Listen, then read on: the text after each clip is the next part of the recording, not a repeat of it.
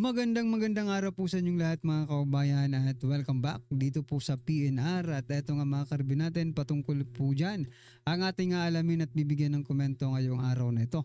Paligoy-ligoy pa, ginagamit lang ang taong bayan.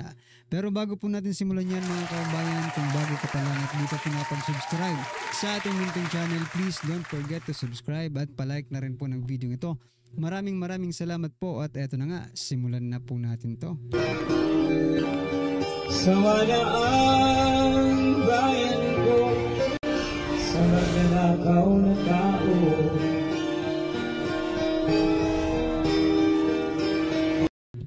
So yan mga karibyo natin, simulan po nating bigyan ng komento ang mga nagtitrending na mga balita dito po sa mundo ng social media at unahin nga po natin itong ginagamit po nila ang taong bayan.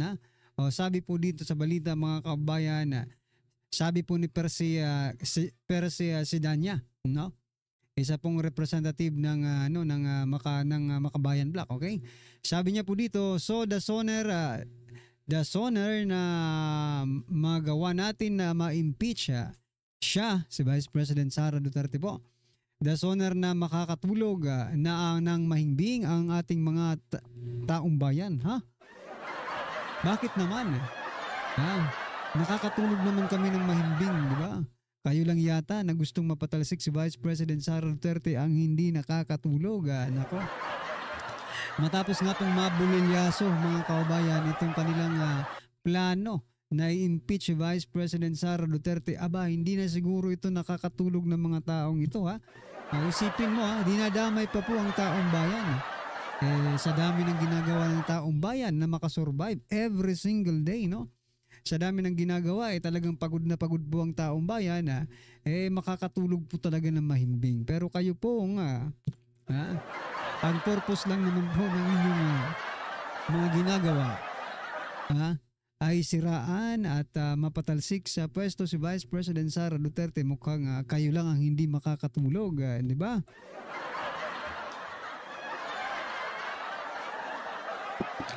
So yan mga kababayan, ano po ang inyong opinion dyan? I-comment nyo na lang po. At eto pa, meron pa pong isa na ginagamit din po ang taong bayan. Eto mga kababayan, si Representative Benny Abante, nanalo lang po ito dahil sa COMELEC. This is appointed by the COMELEC po mga kababayan, okay? Sabi po dito, sabi po ni Benny Abante, I believe there are more people who would like to see. Ano bang to see? Okay, ulitin ko po mga kababayan. I believe there are more people who would like to see the impeachment proceeding go on. Ayan mga kababayan. Totoo ba? Kasi mga karibin natin, napansin nyo ba kung ako lang po ang nakapansin? Napansin nyo siguro kung napansin nyo rin pero hindi lang ninyo masabi, no? Ito po kasi ang napansin ko mga kababayan. Etong impeachment lang. Etong impeachment lang ang walang nagraraling taong bayan. Walang sumisigaw na, diba? Umalis ka na sa pwesto, diba? Impeach, diba? Wala tayong naririnig ng ganun. Sino ba ang maiingay? Sino ba itong taong bayan na tinutukoy nila? Baka yung mga congressman lang ang may gusto. Ang taong bayan? No. Wala nga pakialam ang taong bayan sa impeachment na yan, idadamay nyo pa. Diba? Sa totoo lang, Benny Abante, kayo lang siguro, no? Kayo lang ang gustong na ma-proceed yung impeachment na yan. Huwag nyo na pong gamitin ng taong bayan, mahiya naman kayo. Grabe na pong pinapasan na hirap ng taong bayan, isasali nyo pa yan? Isasali nyo pa? Kung talagang, maraming tao ang gustong makita ma-impeach si Vice President Sara Duterte, hindi na kayo mahihirapan sa mga gumawa pa ng impeachment of articles na yan. No? Taong bayan na ang sisigaw na impeach Sara Duterte. Di ba? Ganun lang kasimple yun Ngayon, parang pinapakita ninyo, no? mina-mindset ninyo yung taong bayan na taong bayan talaga ang nagsasalita, di ba? Or taong bayan ang may gusto ng ginagawa ninyo. Anyway, tanungin niyo po ang taong bayan. Kayo pong mga nanonood, kayo po ang taong bayan na tinutukoy ni Benny Abante. Whether or not you are pro or anti-Duterte, ikaw po ang tinutukoy dito, taong bayan, no? Anyway, ano pong inyong masasabi dyan mga kabayan, i-comment nyo na lang po. At eto, pasadahan po natin itong balitang ito bago po natin i-play yung video, no? Eto po mga kabayan, sa issue naman po ng missing sabongeros, sabi po dito ni Attorney Conte, issue ng missing sabongeros pwedeng magpalakas sa ICC case laban kay Tatay Digong. Naku talaga, ano nang nangyayari? Teka lang, hindi ko na ano. Ito pala. Yan o. Diba? Yan pong sabi niya. Issue ng missing sabongeros pwedeng magpalakas sa ICC case laban kay Tatay Digong. Ano ba ito mga kababayan? Ang tanong dito, naniniwala ba ang taong bayan dyan? No? Parang kayo lang yata ang nag-i-insist na ganyan eh. Kayo lang yata ang nag-i-insist na magpapalakas yan sa kaso ni Tatay Digong. Hirap ngang maniwala ang taong bayan eh. Hirap pong maniwala ang taong bayan that there is a connection.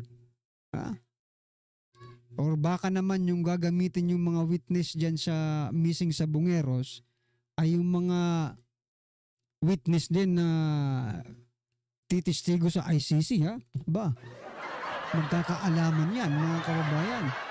Diba? Baka si Aling Sheila po ang gusto niyong ipa-witness dyan sa mga sabongeros na yan. Si Aling Sheila bang witness ninyo? Nako talaga. Kasi ICC gusto niyong i-connect. Diba? Anyway, ano po ang inyong masasabi dyan mga kabayan? I-comment nyo na lang. At eto, pasadahan po natin ang balitang ito. Eto po mga kabayan.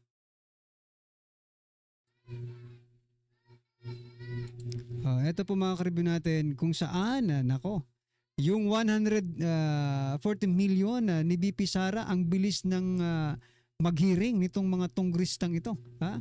Pero pagdating po sa 700 million flood control ng distrito ng tunggristang ito, anong nangyari? Ito mga kababayan, pakinggan po natin to. Opo, Congressman, I hate to interrupt but with all due respect, nasabi nyo na po kanina yan eh. So ano po ang sagot nyo kay Chacha doon sa kanyang sinasabi po? Ngayon po kasi ang sitwasyon, nagtayo ang DPWH, kumuha ng kontraktor, gumasta po ng 700 plus million sa proyektong hindi gumagana. Kayo po naman magkaalyado ni Congressman Joel Chua na committee chairman po on good government and public accountability. Hindi po ba nung natunugan ninyo na may malfeasance dito at misfeasance, hindi ba karapat-dapat lang kung totoong gusto nyo maparusahan ng kontraktor, agad kayo naghain ng resolution o na privilege speech para imbestigahan ng komite ni Congressman Chua? Correct.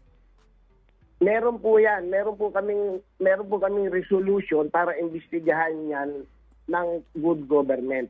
Lahat po yan, dokumentado po lahat yan. Asan po resolution po ninyo? Hindi ko po hawak-hawak, pero pagpasok pa lang po ng July 1, pinasok ko. Nako, baka gagawin pa lang po ang resolution yan, Hindi pwede yan, mga kababayan. May resolution. Parang si Anticlear lang, di ba? Si Anticlear ng Malacanang, di ba? May dalang dokumento, pag i-verify mo naman, hindi. Ay, nako. Eto mga congressman, mga kababayan, anong masasabi nyo dito?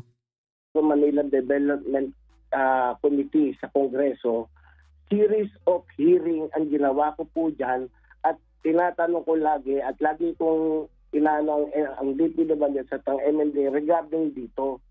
Naiintindihan ko rin naman po ang DPWH dito at noong September 5 po, 2023 din, mismo ang City Council ng Maynila ay gumawa rin ng resolution para in-inform din ng DPWH. Sabihin din sa kanila na hindi tumatakbo nga ito at kung pwede takigawa. Naintindihan ko rin naman po ang DPWH dito at wala pong nagtuturo dito. Sinasabi po ng DPWH Kinecheck nila Naniniguro kung pa, no? mapapatakbo. At nung hindi na nila Walang mapatakbo, nagtuturo. ang Naku po. ina-assure nila sa akin, lalagyan nila ng another fund para ma-repair itong pumping station na to.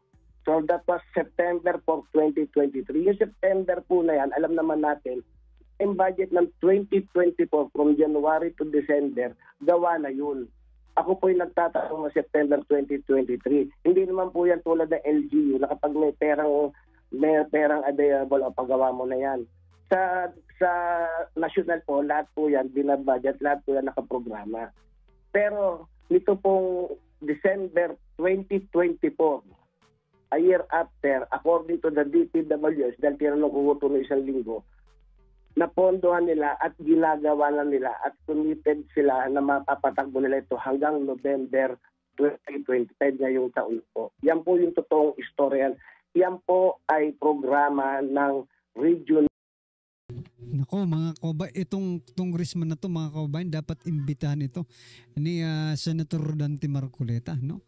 Para mag-isa talaga ito eh. Mukhang talagang meron po, sabi nga po ni Sir Ted Filon, misfeasance and malfeasance mga kababayan. So talagang may problema talaga to. So ano ba to? Ngayon, Senator Rodante Marcoleta, pwede bang imbitahan ang congressman na ito? Diba? Para naman maging fair. Ginagastos po nila ang kaban ng bayan sa mga kung ano-anong proyekto nila, tapos paghahanapan mo naman ng accomplishment, wala. Hindi magamit. Nako po. Hindi po ng district, ng DPWH.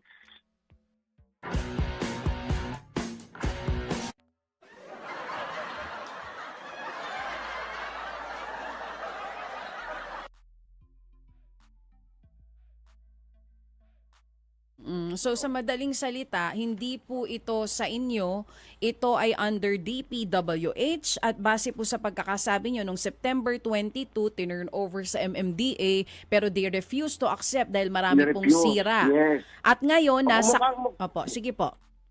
Sige po, tuloy niyo po. Oo, ngayon po nasa kamay na ulit ng DPWH, may allocated fund na po para dito at sinisiguro nila na ito po'y matatapos ngayon pong taon, November 2025.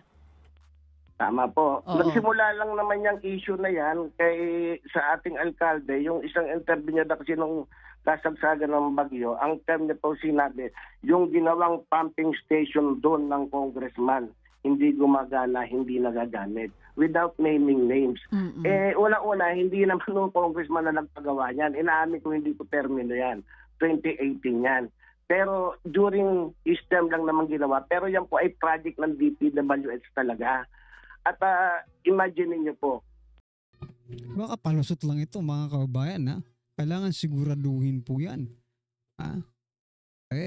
Di ba alam naman po nating lahat, no? Na bago po mapunta ang budget sa DPWH, dumadaan muna sa Tungrista. Ngayon kung hindi mo yan term, sino ang pwede nating masisi? Hindi pwedeng walang masisi dyan. Hindi pwedeng walang maging accountable dyan mga kababayan, di ba? Kasi isipin nyo mga karibo natin, isipin nyo, pagdating po sa Duterte, kailangan automatic maging accountable. Even without kahit na hindi imbestigahan basta Duterte. Kailangan maging responsible and accountable sa mga nangyayari. Diba? Ang bilis nyong mag-imbestiga sa Duterte, pero pag mga sarili ninyong mga nagigigil din, diba? Pero yung mga sarili ninyo, diba? Bakit ayaw nyong imbestigahan yan? Agad-agad. Gusto nyo pa yatang gumalaw ang tauhan ng taong bayan na nandun na po sa Senado. Walang iba kundi si Senator Rodante Marcoleta. Diba? Siya po ay tauhan ng taong bayan. Ang prinsipyo na talaga ay para sa taong bayan. Naku, antayin lang po natin. Ako excited po ako mga kababayan sa mga mangyayari. Ngayon, sa 6 na taon ni Senator Rodante Marcoleta, sana mayroon po tayong makitang pagbabago dyan sa Senado. Alright, mga karibin natin, ano po ang inyong opinion, reaksyon patungkol po sa video ito? Comment nyo na lang po sa baba para at least alam po natin mga kababayan ang inyong opinion. Maraming salamat po. Please don't forget to like the video. Iscan nyo na lang po yung QR code. Ayan, nandyan lang po yan at maraming salamat po. Sawa na ang bayan ko sa magnanakaw na tao.